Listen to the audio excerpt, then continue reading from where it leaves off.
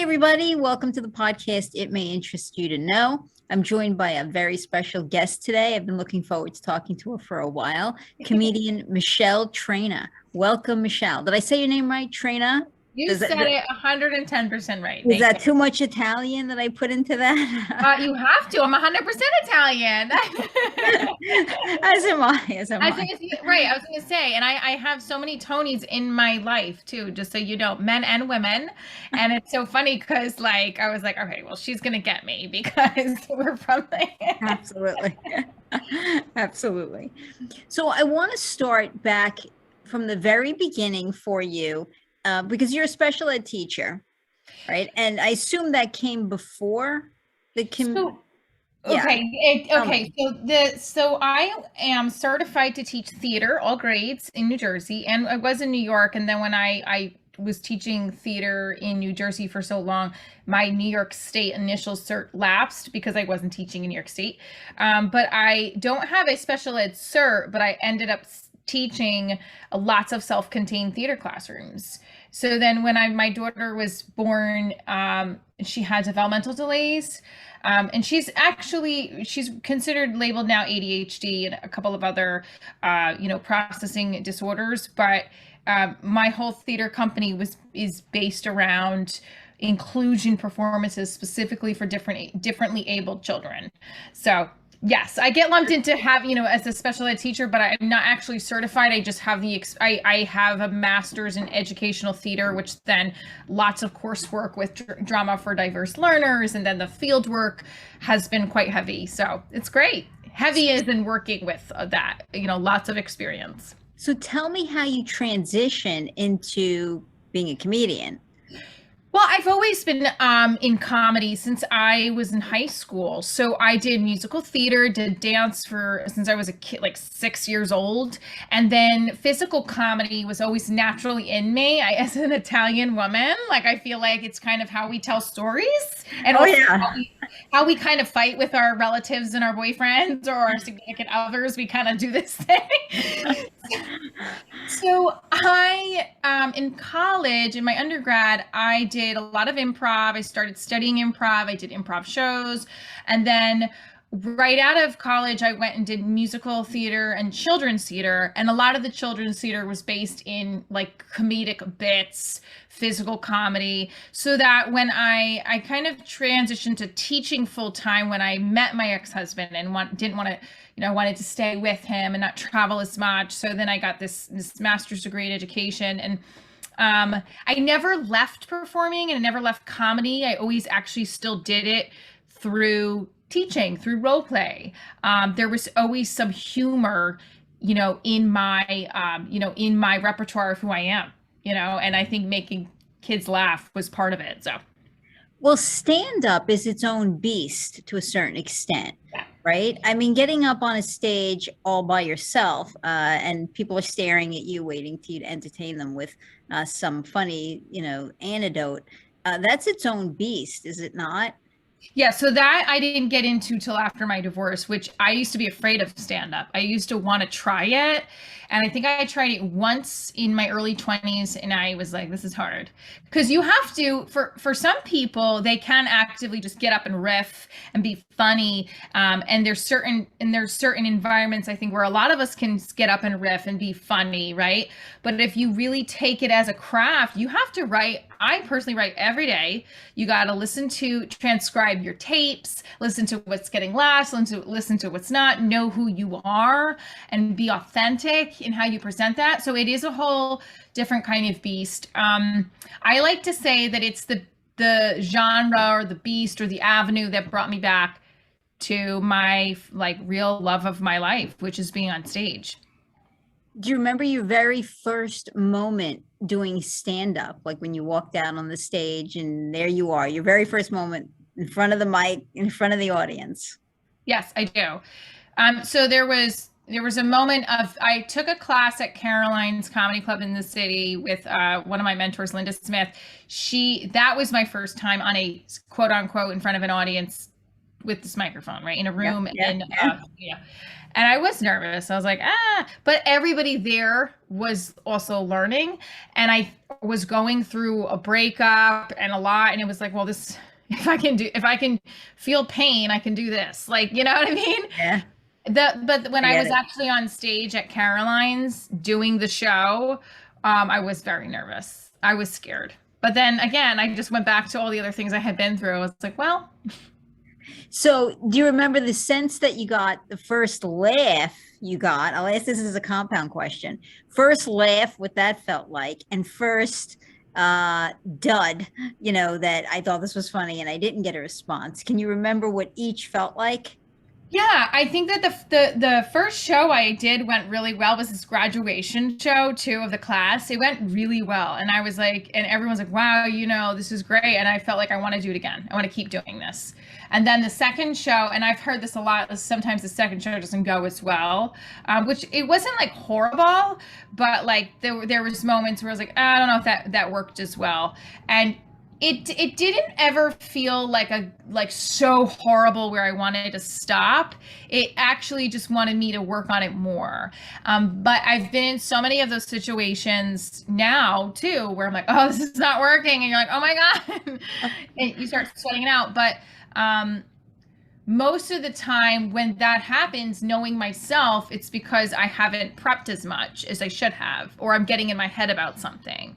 So Mm. I know kind of the signals of that when it happens. But yeah, of course, it's like being tackled. If I was on the football field, being tackled by a whole bunch of players that are, 300 pounds and not moving.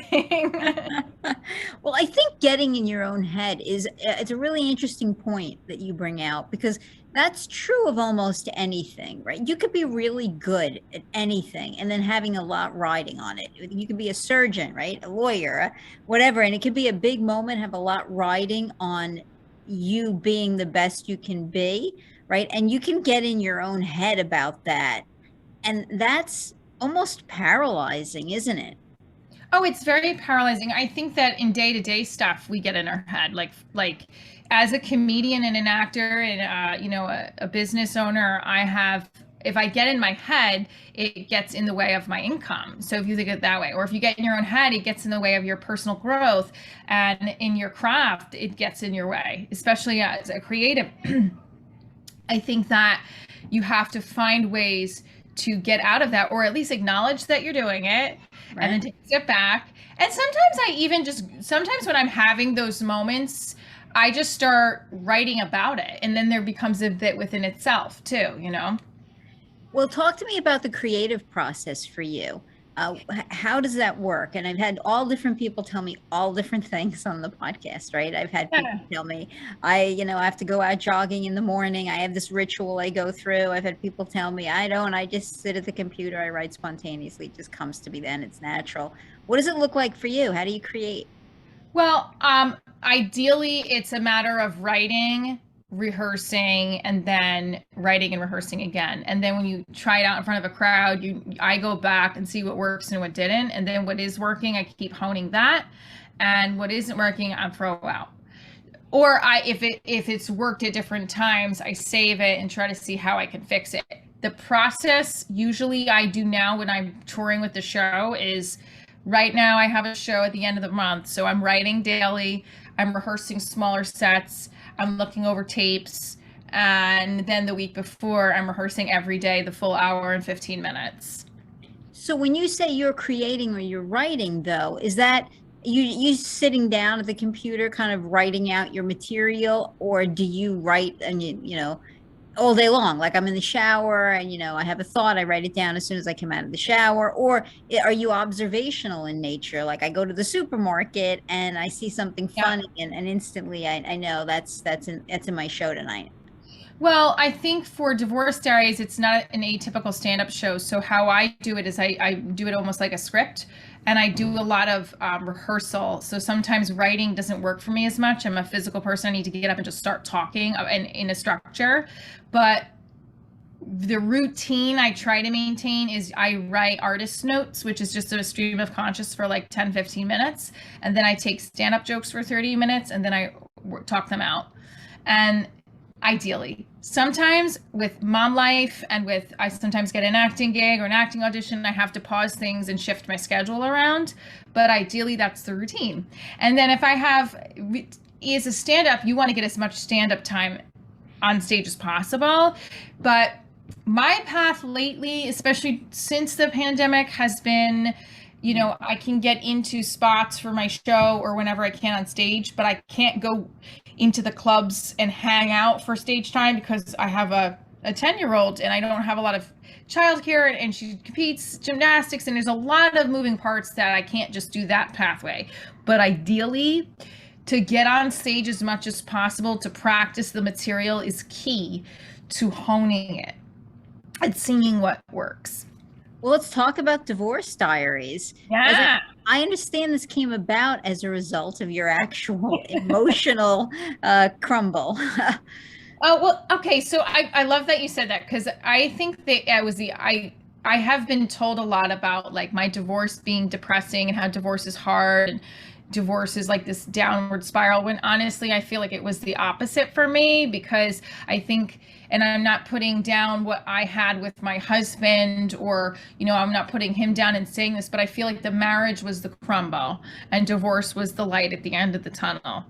So in all honesty, because I think that I was so not happy for so long, and in turn made him so unhappy. We're both not happy in the relationship. What are we doing? So really, as hard as the steps of divorce were, it was really just like digging out of the crumble into the light. So I like to see that light as the divorce, and the marriage was just not the right, it wasn't the right, we weren't right for each other. It just ended up happening that we didn't realize it. Sure. Well, I think for a lot of people that's true, right? They get to by the time they're talking divorce, the marriage is in serious trouble.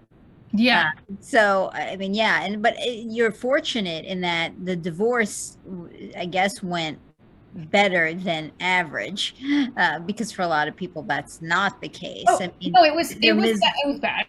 It wasn't great, but it was like, and I apologize, I didn't mean to interrupt you. It was rough. It was not easy. My daughter was having early intervention. My ex-husband was not happy with me. It was a mess, but even in the mess, I knew it was better than staying isolated in an unhappy place. So I think that's important. That's an important message just in and of itself, to strive towards finding happiness and recognizing when you're in a place that could be destructive or toxic to you emotionally.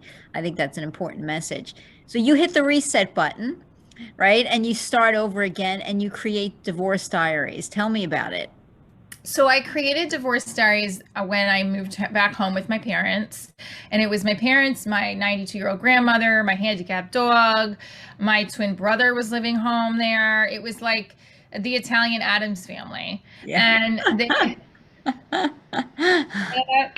and I love my family so much, especially my parents were very close with them, but it was not ideal.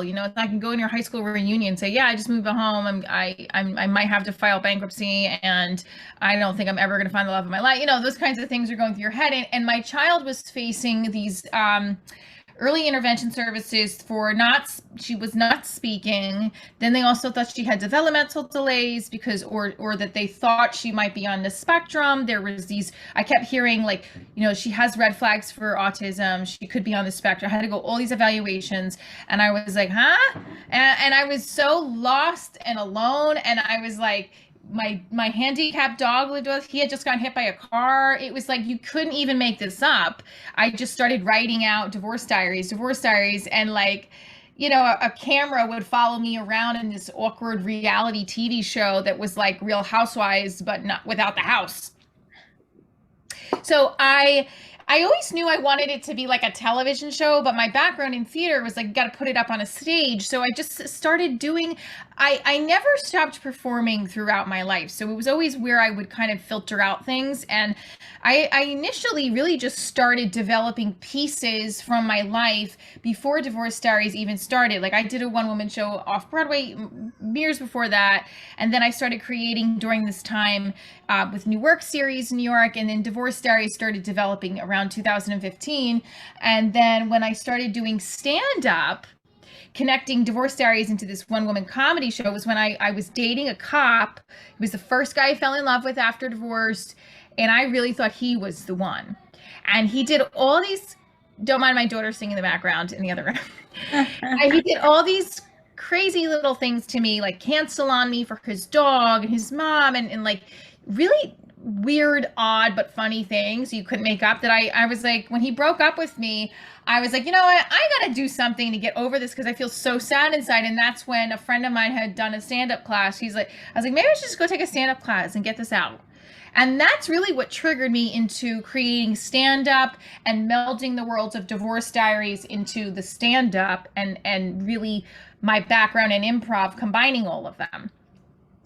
So, I mean, you've had monstrous success with Divorce Diaries. Yeah, I mean, thank you.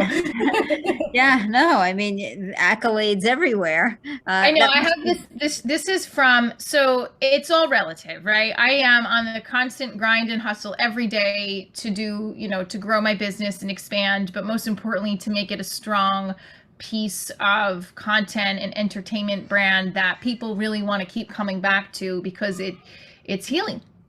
I think that's what I resonate the most with, because I always watch shows and live shows for that purpose, to feel motivated and inspired and a little bit of healing. And I shot a pilot, I wrote a pilot and shot it last year. And these are some accolades you see in the background. And I'm proud of it because we raised money for this. I signed up with a producer recently where we're looking for season 1 to be filmed. So we're just on the uphill. I mean, there's so many people trying to do or doing what I'm doing too. And it's all about, the journey. And sometimes you have to, everybody is always looking at other people to compare. I do it myself all the time. So you have to just say, look, this is so exciting to keep building and sharing, and, so making it as strong as it can be and as open to the theme, or I should say, and expand to the theme of feeling accepted, feeling included, feeling like making it in life is really a state of mind, as opposed to this societal norm of being married or being a specific type of person to feel successful or feel included is not it, because a lot of us don't feel that way, but we don't really have this open dialogue about it in a way that's productive.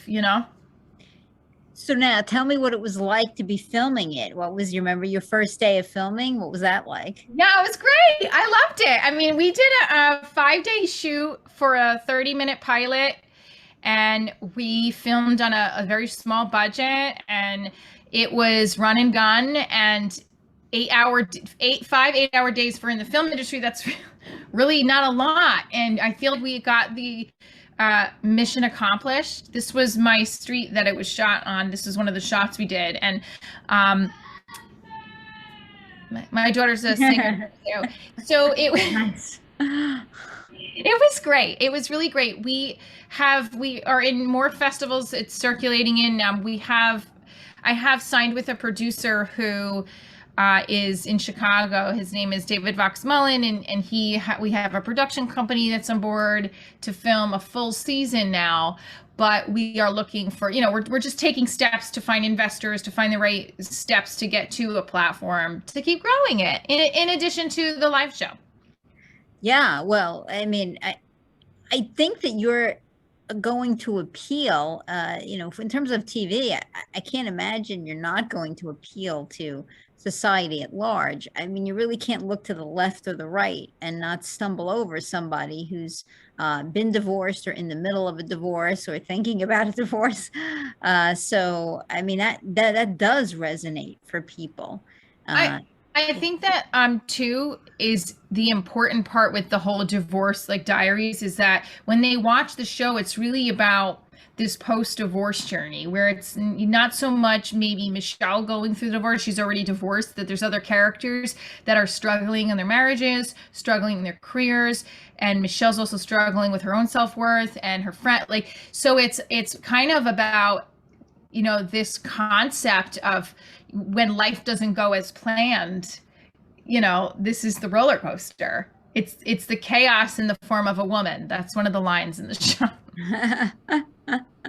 Right. Well, yeah, anybody who's been through that, I almost think you could say any trauma, right? Divorce in its own way is its own trauma. Yeah. And anybody who's been through that, picking up the pieces, you know, dusting yourself off and starting all over again is certainly a process.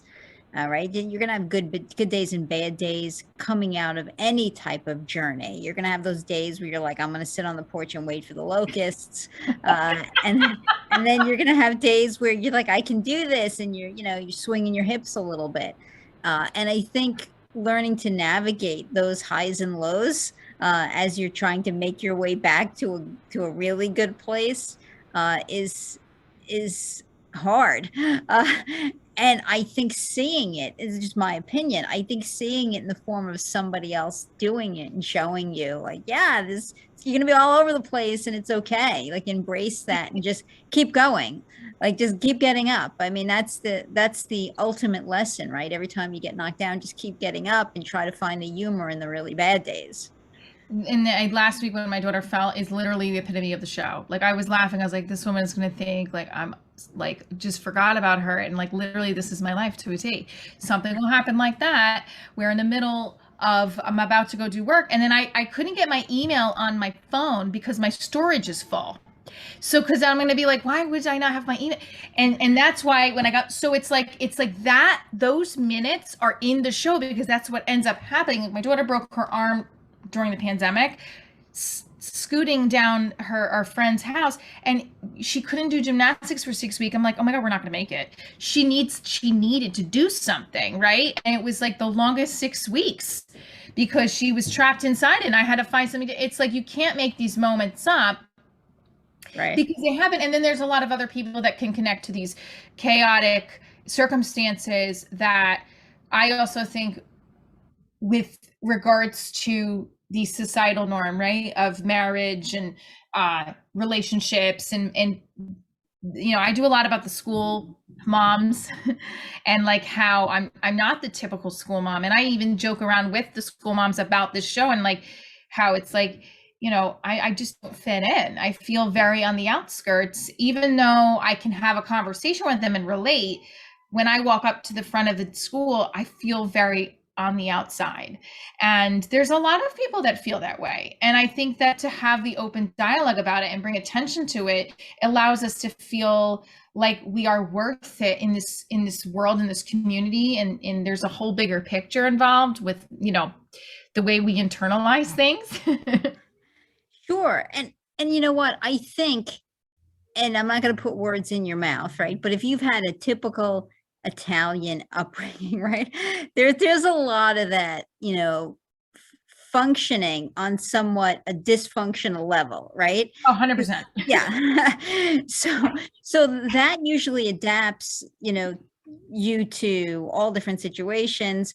And I think when you get put into the traumas and to the unexpected as you age, it somewhat helps you see the humor, right, in what you're experiencing and be able to deal with it in a way that just doesn't drive you absolutely crazy. And I think you're being a role model for that somewhat. My one of my relatives said it past yesterday about her daughter.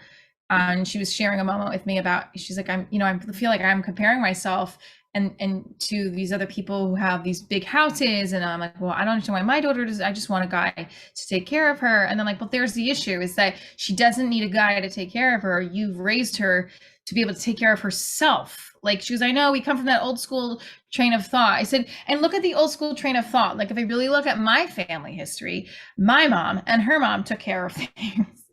It's just a different, and it was also a different time. Whereas like, you know, now we live in a different time period. There's not this like the woman has to do this and the man has to do this. It's like, no, I can, maybe that's why I felt very stuck in the relationship I was in. I just felt like, but I want so much more.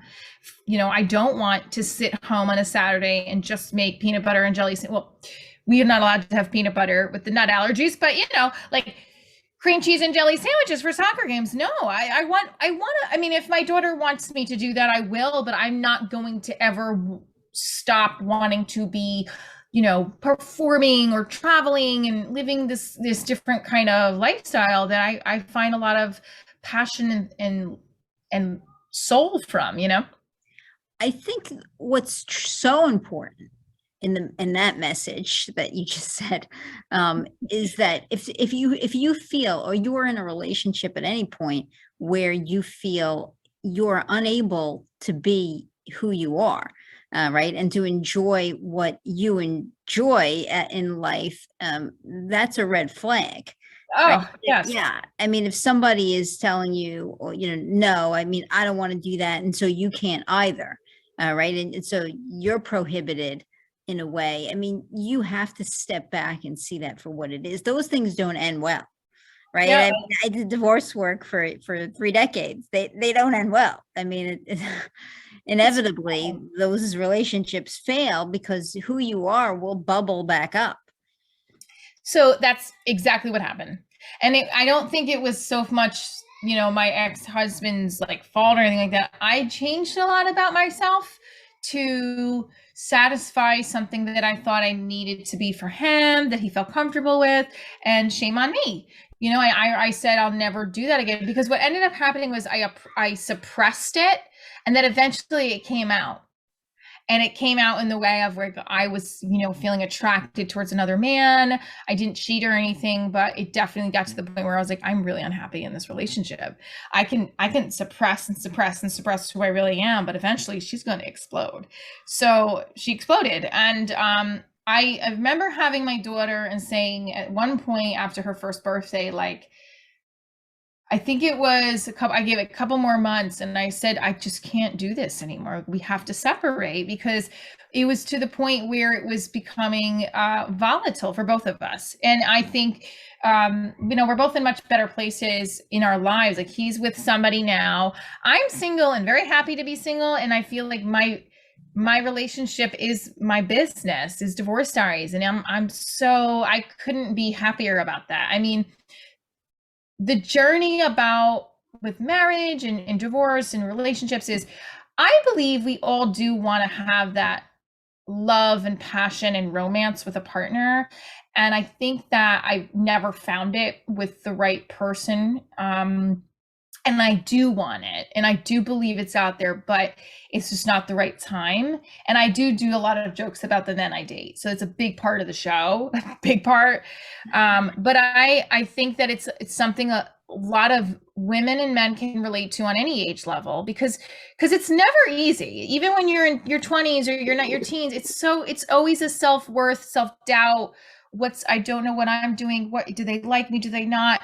It's this whole thing. And it continues on when you're an adult. I sometimes look at the way I handle things. Like, I'm like, how old am I? I'm still taking this in like I'm 13 years old, I think that's inevitable, right? That may be, and I'll get a ton of emails on this, but that may be, related more towards gender, right? I think that women do internalize criticism very differently than men do. Right. And so the slightest bit of criticism from a partner immediately translates to self-doubt, and do I need to change to make this person happy? And that's just, I mean, wow, that's climbing up a hill with no climbing equipment whatsoever. Right? Because the more you do to change, the more change is demanded of you. And it's a vicious cycle. You never get to the point where you are enough, if you weren't enough to begin with, right? People have to, and this is a message I'm really glad we're talking about for any women listening or young, somebody young, if you're not enough just by being who you are, Right. that's not the right relationship. It's not. It's like, and that's hard because I do feel like I'm enough, but then I'm looking at myself in my past and like, why am I with this person who's not giving me the effort that I put in? And I want to teach my daughter that, because I want her to model that. I want to model for her what I want her to do with boys or girls or whoever she chooses to be with. And I get concerned about that because right now, I think in the history of dating, I haven't like put myself out there a lot in the 7 years I've been divorced, but when I have, I fell for men who are not emotionally available, and it's always like a catastrophic, and then I'm out for like 2 years alone because I don't want to be with anybody after that. And So it's your pattern. You have a pattern. oh, I have gone through like hypnotherapy. I spoke with a psychotherapist. I have a medium. I have done so much on this stuff, and then literally I was like, you know what?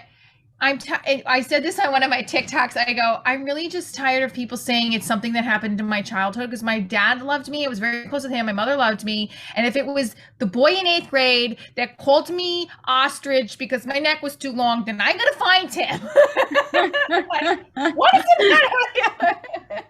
it? I'm not sure you need therapy. I mean, it sounds like maybe you just need to like go out with your 4 best female friends, right? And sit around and be reminded of what makes you fabulous. Oh, that's sweet. I do that. I do have those friends. I think it's a lot of internal work that I have to do still, that I've been really focusing on patterning in my thought patterning. That's what I should say. My thought patterning and the routines that I do after, right? Obsessing about this one person for so long, and in a way where it's like, but I don't get it, but I don't get it, but I don't get it. And it's like, I don't feel, and you feel, I think that the problem with me is, and I've had this from people that I've talked to, is that I intensely give so much to a person who's not giving to me. And I actually think that's happened in my relationship with my ex-husband, was that yes, he gave to me too, but there was only so much he was capable of, and eventually it was not enough for who I am. It just wasn't. He's not. Yeah. Yeah, I think patterns, I noticed over the years of divorcing couples, because was in this very unique position of seeing people at the end, right? I wasn't the wedding photographer. I didn't get to see the happy people, right? I was at the end when they hated each other and, would come to you trying to figure out the best plot to completely annihilate that other person. Like I was at that end of the spectrum. So I got to see all these relationships imploding. And oftentimes there were definitive patterns. Yeah. Patterns to the relationships, even just in, the same people who drew towards narcissistic people. All right. Because they tended to be someone who preferred giving. They were, overly caretaking in their nature, and they always drew towards a particular type of personality. And those were patterns that I picked up across seeing all different people at all different points of their life. And I used to call one, I remember, like the Anne Boleyn syndrome, right? And that's Anne Boleyn is this famous queen in England, right? She marries Henry VIII.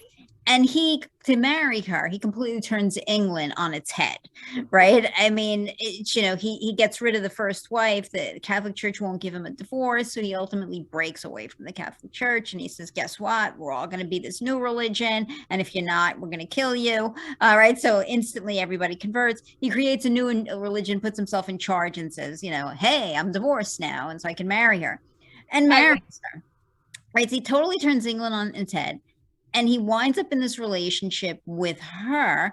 and he cuts the ex-wife off from ever seeing her child again. He banishes her. He strips her of all of her money. He leaves her just penniless, sick, and ruined, right? And then when it comes to the time when he's had about enough of what he found so sexy about Anne Boleyn in the beginning, and like her, her mouth and her attitude and whatever is just a little too much for him. He decides to dispense with her and by, oh, this time I'm not waiting around for divorce. And he just, has her sentenced on some kind of trumped up charges, and she's beheaded. Right. Yeah.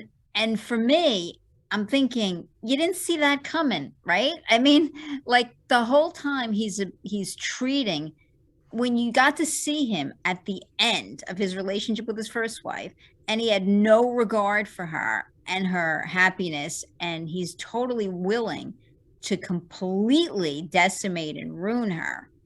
And yet that person will say, but he'd never do it to me. Oh yeah, but Right. And sometimes right. And I'd have those people who'd come in and say, but he'd never do that to me. Like well, why did you, I mean, you saw all the signs. He treated maybe a brother, a sister, a friend, a cousin, or somebody like that. Or maybe usually the person before you, like they were getting a divorce from somebody else and they were miserable to them. And you watch them do that. But I just never believed he would do it to me or she would do it to me. And that used to be my Anne Boleyn syndrome. You never saw that, right? I mean, but you did. It was there. The signs were there. He was doing it, but you never believed that that would be capable of being turned on you. Well, so And I I don't. think that that's a pattern, and Oh, I didn't get it. Like why I couldn't personally understand it, but it nonetheless was a pattern with a lot of people. so I have a question for you because I was thinking about this morning. With that said, just like the signs you see up front, why didn't you back away kind of thing, where I have had that happen to me. And last year there was a guy, I wasn't dating him, but we became friends through the divorce community. He had divorce podcast. He is also in the film industry. And so I was doing this pilot and said also, hey, if you want to do my podcast and you can pick my brain about the film industry, blah, blah, blah. So we became friends, and then we for like 4 months we're like this virtual friendship, and I kept saying, like, he'd call me for hours. I'm like, I feel like there's a connection here. I don't. And he acknowledged it and just said, I just want to be your friend. I can't see that going. You're long distance. He lives in LA. And so then when I was out, and at first I was like, oh, well, then I don't want to talk to you because like this is gonna hurt me. Because there was more then. It was a chemistry that was like obviously there, but he didn't want to play mind to it, and he had claimed how hurt he was when we opened up to each other. So when I went out in LA, we did have a romance. We had a 4-day romance. I stayed with him, and it was beautiful. And then it like came crashing down when I came home, because he's like, I just want to be your friend with benefits. And it like broke me down because I did it again. I kind of didn't pick up on the immediate signs at the beginning where he basically told me what he wanted. He even though he kept like when they kind of do this, I'm not touching you kind of thing, Yeah. and like now we don't even talk. He he turned it around on me, made me feel really bad, and we were supposed to work together on something. It was like a whole mess. And then I looked back this morning, I thought, but you saw the signs in the beginning. The guy, like, I remember crying about the fact, like, I was frustrated about how he wasn't seeing, like, he was just like, I just want to be your friend. I was like, well, you're being a little hypocritical here. Right. And I remember the first time I cried about it before I ever met him, I was like, this is not good. I should not continue talking with him. But he was so nice and so different than the other guys. And the second I came home after we had been intimate together and everything, I told him on the phone, I said, you're exactly like all the men that I told you about. You are no different. And it shut him up because he's trying to claim that I just date losers, and I don't. I said, I don't date losers. I date broken men just like yourself. And he had nothing to say to it because it was the truth. Yeah. I mean but that's a situation like there's a certain savvy, right? I think that goes along with saying, hey, I see the signs for this pattern and I'm out. Right. Yeah. And I think that there's a lot of training. You can almost train your mind to to do anything, right? If you trained your mind to think a certain way, you'd eventually, that would happen, right? They can train a mouse to go left or right. I have to believe that human beings can kind of, self-train themselves to not do that. And I think in those moments, you have to say, if I want something to turn out differently, I have to behave differently, right? If I want somebody to give me a different reaction or treat me differently, I have to be different with them. Yeah. Otherwise, you're kind of destined to be in the same trap over and over again. I love that you just said that, and I want to press like save in my brain because that's something I need to keep telling myself, especially lately. So yeah, absolutely, it's true. Yeah, but and isn't that you are maybe the spokesperson for millions of women out there who are sitting there right now thinking the same exact thing. Well, and sorry, good. Yeah. I mean, that's what makes it that's what makes Divorce Diaries so successful. You're kind of the spokesperson for everybody out there going, same thing happened. Like, I don't get it. And why does life look like this?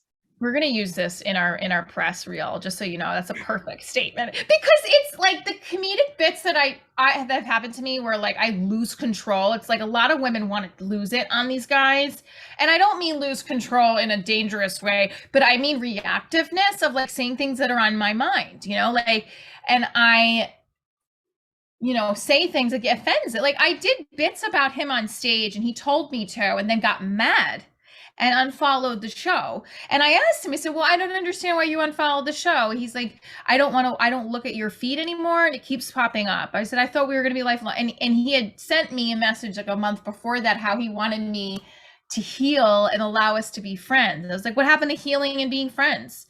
And then, and like he made me a video. He sends me a video. I don't know if any woman has ever gone through this. If you send a guy a package, a thank you package, he's had me at his house and everything, and I sent him a thank you, and he sent me back two videos of him opening the packages up, reading the letter, and then expressing how much he didn't want to be with me. Oh, well, that's unpleasant. It was the most depressing thing someone has ever done to me, and I thanked him for it like an idiot. After I watched it, I was confused. I was like, is this supposed to be like I didn't know what to say. When you kind of get thrown off, you're like, thanks for the videos. Yeah. You're like, you soul really sucking. Yeah. Like you want to follow that up with kind of a string of expletives. But yeah, I get it. But I think again, there's something to be said in your journey and being the spokesperson. There are a lot of women out there cheering and saying, yeah, this is what I need. I need to hear this because I need to work on why my relationships keep failing, or I need to work on finding something better. And that's truly internalized. It is truly your own journey. It's like that with anything. I talk about it a lot on the show. I had cancer, and cancer for me was a divine tap on the shoulder. The journey I went through to get back to health, certainly it was not fun. I wouldn't wish on anybody. And doing that, I had to change everything about my life. Like you get to the point where you say, do I want to live or do I not want to live? And if the answer is yes, that means really hard choices, right? That means I now have to change everything about how I'm living, because the way I'm living is killing me, as Chris Walk says all the time. Yeah. And so I completely changed how I live and how I eat, and taking care of myself and dealing with stress. And so it's that way, no matter what your gig is, no matter what your deal is, no matter what your burden is in life, or that brings you down or is hurting you, I think hitting that reset button and trying to change things for yourself is a difficult journey. And anytime you can bring some attention to that, I applaud it. And I applaud what you're doing. I applaud it, because you're taking a negative and trying to turn it into a positive and saying, hey, everybody, it's okay. You're not alone. And I'm doing it. And I'm famous. You're saying, I'm famous and I'm doing this, so you can do this, and it's going to be okay. I love what you just shared, and thank you for sharing that, because I mean, I know your listeners may know that already about you, but that to me just sets a thing off of like, you have, when you have to change something about your lifestyle, it's so ingrained in your everyday routine and it takes a lot, but you know that it's going to change your identity, which is going to raise you up to that. Like I read this Ed Milet. I love Ed Milet. He's this big like entrepreneur, motivational speaker, and like this book is about, his new book is about that, right? So I'm thinking, oh my God, she changed her thermostat to her identity so she can live to the full potential of who you really are, you know, as the life progresses, right? Like I'm a big Alchemist fan too, where it's like your personal legend. This is your personal legend. You got one shot at it, and we, you know, every day can add to it, where it's like, if I don't look at this guy's post and I don't look at his stories, I know it sounds kind of immature, but if I don't do it, I am taking one step further to not falling back into obsessive compulsive behavior. Whereas if I do, then I'm not moving ahead and I'm stuck in the 7 years of dating awful guys or feeling pity for myself. You said it, sister. As my dad would say, what is wrong with the just jamoke? So I agree. And I think what you're doing, you know, takes guts. I think revealing anything about yourself takes guts, right? To people, and saying and you're doing it in a way that you're saying you are not alone, and let's find humor in this together. Yeah. 100%. I applaud that. Tell people where they can find out about you, your show, information, see you. So they can go to micheletraina.com or divorcediariesshow.com. divorcediariesshow.com. Michele Traina, Michele spelled with one L, Michele, Traina, Traina.com. Both are my umbrella websites, and you could just go to events. I am doing a show in Richmond, Virginia, July 28th, and then Long Island International Film Expo, July 16th. That's the pilot we'll be screening, but the next live show is in Virginia, and there'll be more dates coming up in the fall. Sure, especially now with COVID restrictions significantly lessening. I would think you'll even start appearing more and more. That had to be a hard journey for all of you comedians out there who really get your energy by an audience. That had to be very hard, you know, entertaining. Like your daughter's tired of hearing the same jokes, I would imagine, right? Like you're home. I did everything virtual. I used to do a bi-weekly Divorce Diaries virtual show. We got a really weird, we got this like group going. I got divorce attorneys, some sponsored a private show for their clients. I had a group. It wasn't a divorce, it was a side group that brought me on to do a private show. I mean, I brought the business to virtual lenses, and then actually my theater company too. So we shifted, we pivoted. I had no other choice. I had left my full-time teaching job right before the pandemic really let up, like really started. And I didn't know this was going to happen. And I was like, oh my God. And so I had no choice but to hit the ground running. Obviously I would have done it anyway, but like, as crazy as Zoom was, it really, all that stuff kind of saved what you were supposed to do. I think it helped in a way, you know? I agree. I totally agree. Well, I'm going to put up links to everything below the video. Awesome. And I mean, I really love chatting with you. I think you're funny and engaging, and anyone who hasn't seen the show or seen her before, go check her out. Yes, please come check out the show. I can't wait to be back in Jersey. So we will hopefully be back in Jersey in the fall or early winter. I'm trying to spread out that, since it's really a touring show now. I used to do it monthly in New York and monthly. It was a lot to just, because it's a specialty show, and I like to bring new material to each show. So I think we're going to do Jersey in October and New York in September. Excellent. So check her out. Again, the links will be up. Thank you, Michele, for joining me today. This has been fun. Thank you, Tony Ann, for having me. And I hope you'll come back, especially as you're going along and Divorce Diaries is continuing to advance. I hope you'll come back and continue talking to me about it. I will absolutely. I loved our dialogue as well. Actually, it was really great. Thank you. Thank you. I'll say bye from the podcast. Bye.